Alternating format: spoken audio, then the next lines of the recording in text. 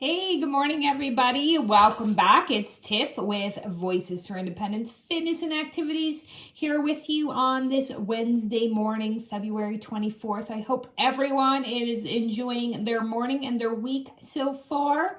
I am here to share another great recipe with you. I always try to find quick, easy, and healthy alternative recipes to some of our favorite dishes and also some new things to get us to try a variety of foods to incorporate healthier options into our diet. So today what we're making it's called a fluffy baked chocolate donut. So donuts are a delicious treat, especially in the morning with a hot cup of coffee. You all know I love my coffee, but this is a healthier alternative to a traditional fried donut. We're going to be baking in the oven. Also, I got this. I showed you this in a previous live, but we made blueberry muffins last week, or donuts, pardon me. I got this on Amazon. You can get it probably at a big box store or a baking store, any place like that. It was very inexpensive, under $15. And it's a great alternative to either purchasing or even buying the fried donuts. So we are going to use this today. If you do not have a donut pan at home, it's okay. This particular recipe can make muffins as well. So again, last week we did the lemon blueberry, and today we're going to do a chocolate baked donut. So for this, you will need, again, we try to use healthier alternatives to our ingredients, but you can substitute what you have in your house. For this, they want you to use an almond milk, or you can use your regular milk if that's what you're having, or whatever milk substitute you like to use, whether it's soy or oat. That's up to you. You're going to need a half a cup of your cacao or baking cocoa. It's the unsweetened Dutch chocolate. Again, whatever you have will do. Remember, though, it has to be the unsweetened baking type. We can't use like a chocolate mix.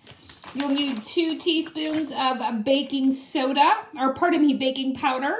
And then we're going to, for our sweetener, instead of having a processed sugar, we're going to use a all-natural sugar. It's still sugar, folks. Don't get me wrong. We can't just not take in consideration how much of this we're using, but it's a healthier choice in baking to use an all-natural sweetener, and we're using a pure maple syrup today. And then you're going to need a half a cup of a nut butter. That'd be peanut butter, almond butter, cashew butter, whatever you have available. I'm going to use an almond butter today. I've noticed in baking lately with these alternative ingredients that obviously peanut butter, we all know and love that taste, but it can be a little bit overpowering in a baked good, which is fine a lot of times. Like if you want chocolate peanut butter donuts, I like the almond butter sometimes because it has a little bit milder taste and it won't overpower some of your other flavors, so the chocolate will really come through. So I'm using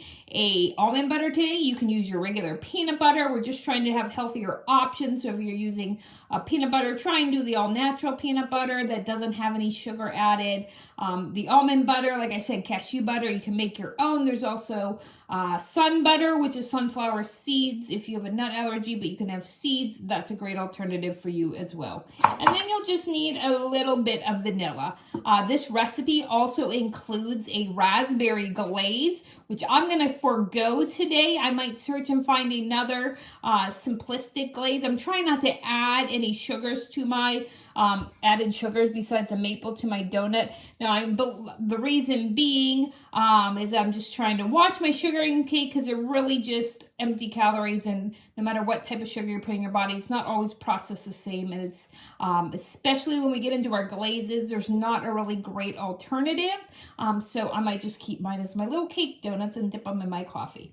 All right, so to get started, we're going to add our dry ingredients. So you need 1 cup of, oh, this is something I forgot, oat flour. You need oat flour today. You could use your almond flour if you want. And again, if all you have is your regular flour, that's will work in the recipe too, because it's 1-to-1 ratios. Again, we're just trying to find healthier alternatives to some of the ingredients. I made my own oat flour. It's super simple. I've showed you before. If you have a high-powered blender or food processor, just put your oats right in there, pulse them, or put it on a high speed if it's a blender for just a few seconds. This took literally less than 30 seconds to make.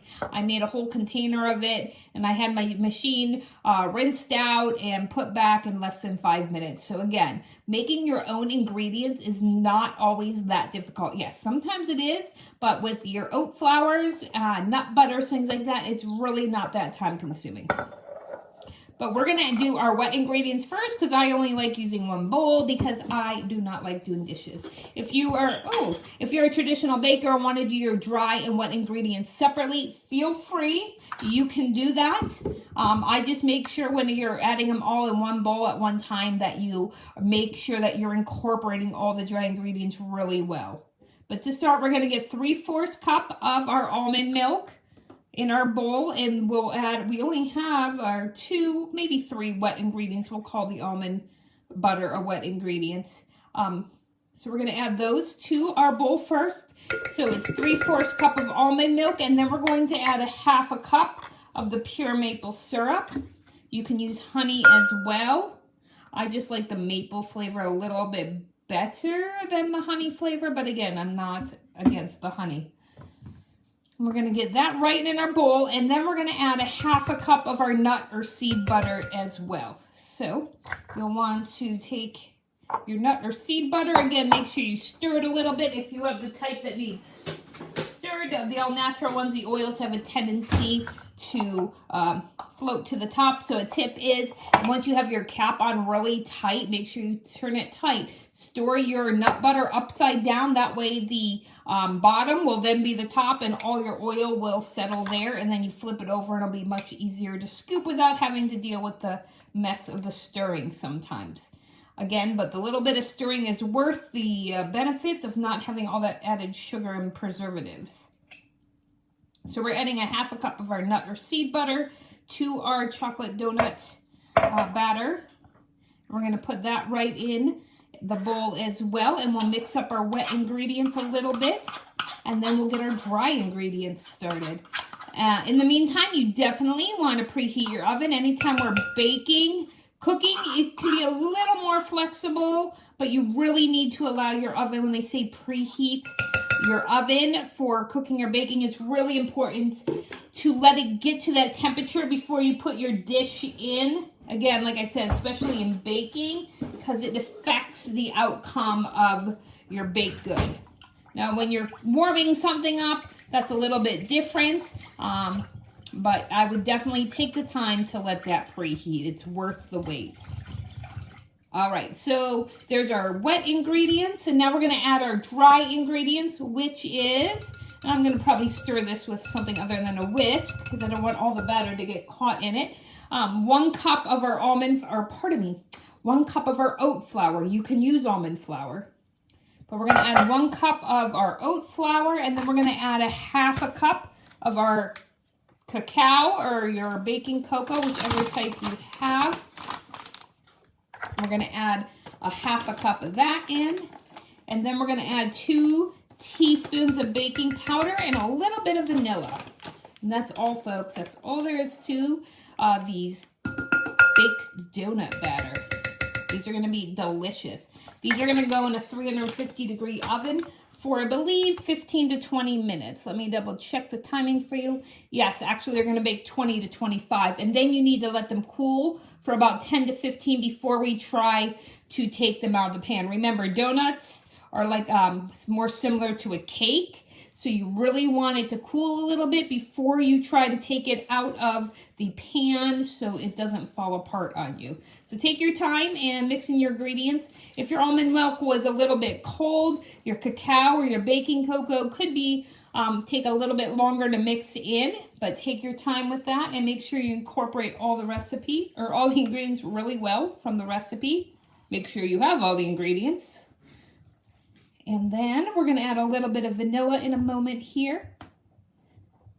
I might get my whisk back out. That might have been a better option I went with in the first place. This is a little bit of a thinner batter, which is obviously more similar to a cake. So they say you can either spoon or pipe, meaning take a little plastic bag and cut the corner off and pipe this into your pan. I'll probably just spoon it in to my pan. And with the donuts, you want to fill it pretty close to the line, but not over the top. We don't want to overflow, but these will puff up like cakes will to make that other rounded side of your donut. All right, so once all your dry ingredients are mixed in really well, we're going to add just a teaspoon of that vanilla extract and 2 teaspoons of our baking powder. So again, your cap is 1 teaspoon in your vanilla 99% of the time. That's a great way to measure your vanilla out. And then we're going to add 2 teaspoons of our baking powder. And this will help our donuts become light and fluffy and help them rise in the oven as they bake. So whisk those ingredients. Take your time and make sure your baking soda is mixed in well. That's one ingredient you don't want somebody to find a little speck of in a pocket when they bite into a baked good. It's very bitter and can be very unappetizing if you get a chunk of unmixed baking powder or soda in your baked good. All right, so once that's all whisked together, we are going to add the batter to our pan. Now, this one only has 6 donuts. They come in 6, I think, or 8. You might even be able to get them bigger. I just didn't want anything too much. It's one of those pans that it's convenient to have in your kitchen, but you're not going to use all the time. So I didn't want some huge pan that I had to store. So again, piping might be a great option for this because it is a pretty wet batter.